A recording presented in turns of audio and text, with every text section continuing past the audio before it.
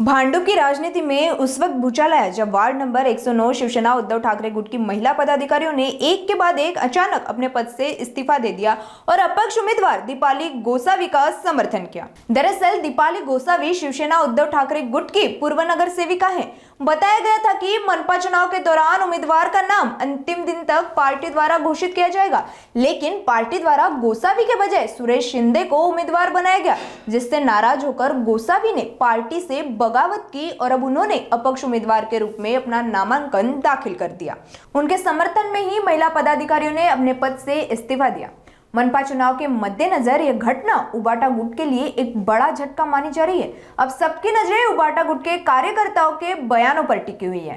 तर आज निवडणुका लागलेल्या आहेत आणि मला नगरसेवक म्हणून एबी फॉर्म देणार होते। मला सांगितलं होतं अगोदर देणार, पण ह्या वेळेला मला त्यांनी डावळलं।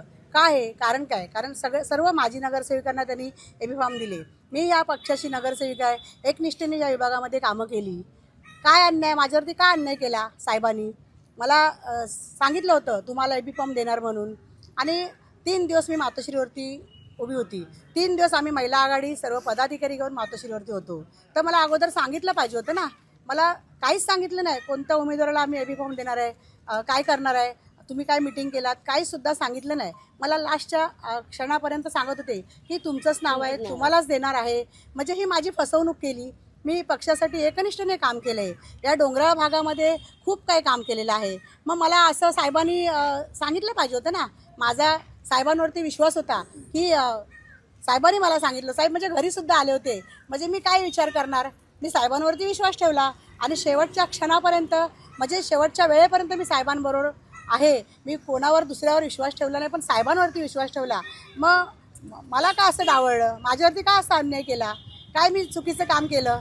या विभागामध्ये आज खूप सारी माझी कामं आहेत। लोक मला विचारत आहेत, ताई तुम्हाला का असं केलं? सर्व लोक माझ्यासोबत आहेत आणि मी लोकांसोबत आहे।